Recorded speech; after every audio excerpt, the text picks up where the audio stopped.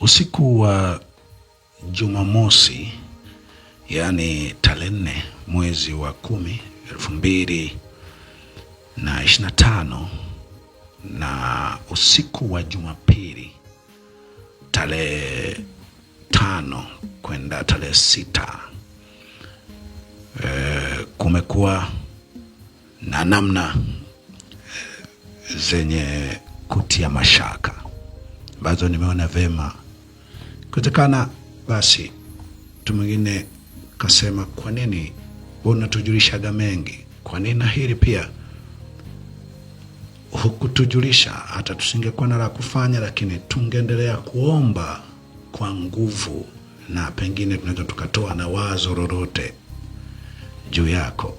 Na hata mamlaka naweza kusema pana, pengine njia hiyo ya mitandaoni tungeisikia kirahisi kama ambavyo tumewahi kukusikia katika namna zingine ambazo umekuwa ukihubiri ama kutoa taarifa fulani yenye kuumiza au yasintofahamu. Usiku wa kuamkia Jumapili saa 2 usiku wa Jumamosi, saa 2 ya usiku, gari hii hapa ilipaki kwa muda mrefu sana, karibu sana na nyumbani kwangu tunapokusanyika kwa ajili ya kumwomba Mungu.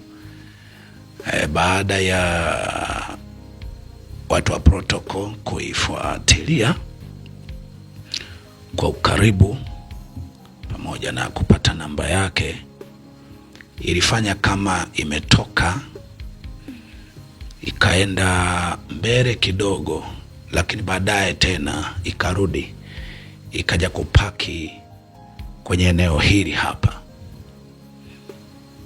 Lakini waliendelea kuifuatilia kwa ukaribu sana, pamoja na kuchukua namba ambayo singeona sababu za kuiweka wazi.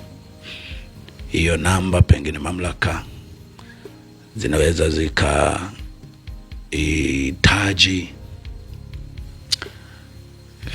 watapewa na watu wa protocol, kwa sababu pengine kwa sasa basi Mungu ajua.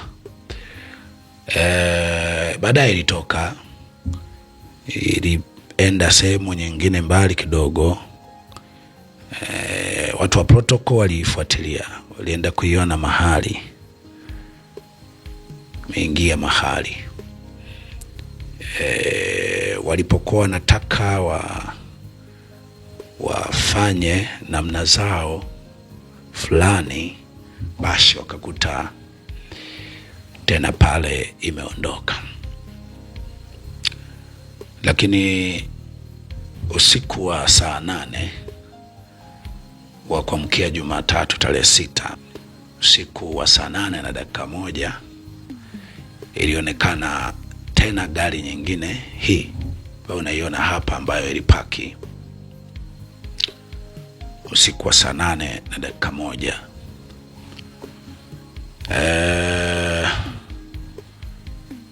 Nimejaribu kutoa taarifa kwenye mamlaka fulani ambazo zimeahidi kufanyia kazi kwa namna moja ama nyingine taarifa hii. Mwisho niseme kwamba kutoka dhati ya moyo wangu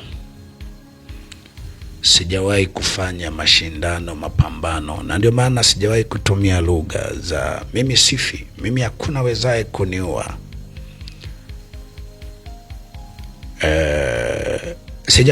Sijawahi kufanya chochote ili nipambane na yoyote, ili nimtunishie msuri yoyote.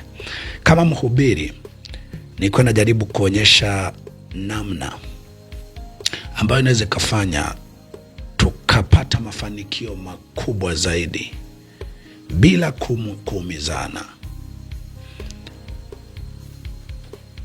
Sasa inawezekana ni kwa namna hizo pia bado naweza nikawa nimetafsirika vibaya, ikiwa movement za hizi gari zina namna yoyote ya kutafuta kunidhuru, ikiwa kuna namna yoyote ya kutafuta kunidhuru,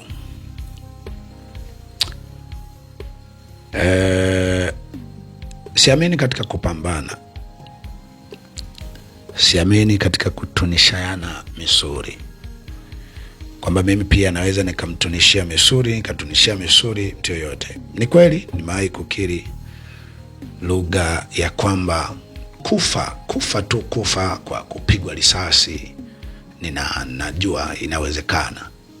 Kufa kwa kupigwa na kitu kizito inawezekana, kwa kuwa mamlaka hazikiri moja kwa moja kwamba zinahusika, ama hazikiri kabisa, ama hazihusiki kabisa mamlaka halali za serikali kwamba zinahusika na utekaji. Kwa hiyo inadhaniwa, inawezekana wanaoteka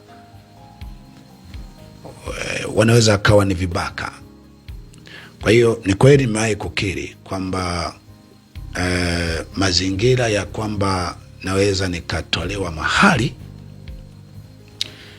aidha niwe nimeuawa au niwe nimezimia, na inawezekana nisiwe mimi peke yangu, pakawa na idadi kadhaa za watu wanaweza kawa wamezimia, wamepigwa risasi na vitu kadha wa kadha. Hiyo sio kutunisha msuri. Niliona kwenye klipu hiyo kuna vijana walicomment wakasema basi na sisi, niliona kuna vijana fulani walikuposti kusema basi na sisi tutakavyokuja tutakuja tumejipanga kweli kweli. Kwa hiyo nia yangu ilikuwa kwamba ikiwa wanaokuja kutekeleza hilo si mamlaka zilizopo kisheria na ziji kwa namna ya kisheria, ni kweli kwamba nakubali kufa, kubali kuzimia, kuzimishwa, lakini sikuona vizuri kwamba tuongeze na lingine la watu wawe wanatafuta wajui pia uliko. Linawezekana, ila nisema tu linaweza lisiwe rahisi. Linaweza lisiwe rahisi kwa sababu hatari ambazo tumeendelea nazo kwa siku nyingi zinakuwa sasa zimeshaua roho, zimeshaua moyo. Moyo umeshakufa kabisa, kwamba sasa kwa hapa unajua hatari kisha imekujia ya aina hii, imekujia ya aina hii, unajaribu kuangalia kosa kubwa kabisa. Pia unaona pengine mtoto kaondoka kwa sura hii, binti yangu Sifa kwa sura hii, nimefungwa gerezani. Kuna mara hata siku hizi ambazo nimeendelea kuishi, nimeishi kwa ajili ya wale ambao nimekuwa faida kwao, ambao naamini baadhi yao inawezekana kabisa hawa wanaweza kuja, kama hawajaja kwa taratibu za kisheria, wanaweza kwenda mahali hapo kanisani wakaenda kwa taratibu ambazo si za kisheria vizuri. Inawezekana hao wakawa radhi kupoteza uhai wao kwa sababu ya kulinda mtu yule ambaye amewahi kuwafaa. Hata hivyo, sitoi taarifa hii kwa mashindano. Sitoi taarifa hii kwa mashindano ya kwamba basi wanataka kufa wengi, basi tuwaue wengi. Mimi nimesema mara kadhaa, pamoja na yote, njoni tuzungumze. Njoni tuzungumze, tunaweza tukaendaje mbele hata baada ya madhila mengi kwa sura kama hii. Mimi ni mtu wa Mungu. Isaya alikuwa mtu wa Mungu, aliitisha mazungumzo kama mtu wa Mungu, kwamba Bwana asema njoni tuzungumze. Mungu anasema njoni tuzungumze. Hivyo naomba sana mamlaka zinazohusika na ulinzi na usalama, kama napata kibali kwao, basi wafanye namna ili eneo tuwe na insurance ya kwamba kunaweza kukacha salama. Tumetoa taarifa hata kwa mamlaka zilizo karibu na sisi za mtaa tuliopo, balozi tuliopo, na kama nilivyokujulisha kwamba tumetuma taarifa kwenye mamlaka fulani. Katika hali yoyote inawezekana usinione sana nikizungumza mambo haya tena na tena, na kama kwa njia yoyote hatutakuwa hai, mimi nafurahi kwamba nikiwa duniani nimejaribu kutimiza wajibu wangu kuonyesha jamii kwamba tungefanya kwa namna hii tungefanikiwa zaidi pasipo watu wengine kulia. Kwangu kuonyesha madhara ya matendo fulani, kwamba jambo hili na madhara 1, 2, 3 na jambo hili jema lina faida 1, 2, 3.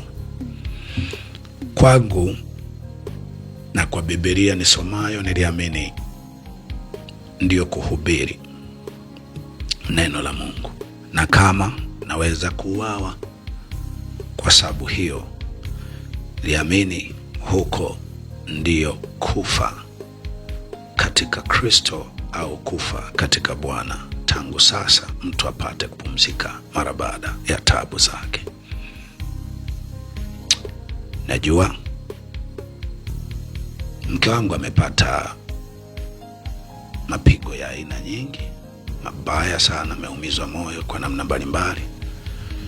Watu wengi ambao nilikuwa faida kwao, nimekuwa faida kwao, watakuwa na wakati mgumu sana, na nikujulisha tu kwamba ni kwa mazingira hayo tuna zaidi ya mwezi ambapo mimi sina simu yoyote ambayo unaweza kunikuta kirahisi ukiongea na mimi kwa njia ya simu. Lakini 2, tumekuwa pamoja sana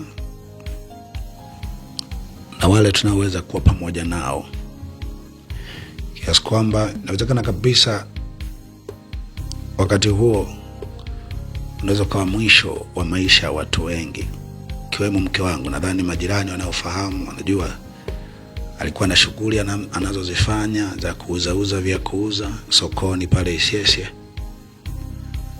anazifanya na watoto wake ambazo kimsingi za watoto wake, na kwa sababu tu anakuwepo hapo, basi ana muda mrefu ambao si usiku si mchana, na kwa pale na kusema kama kuna itakalotokea, aidha litokee na yeye pamoja naye, au akiwa amelishuhudia mpaka dakika ya mwisho.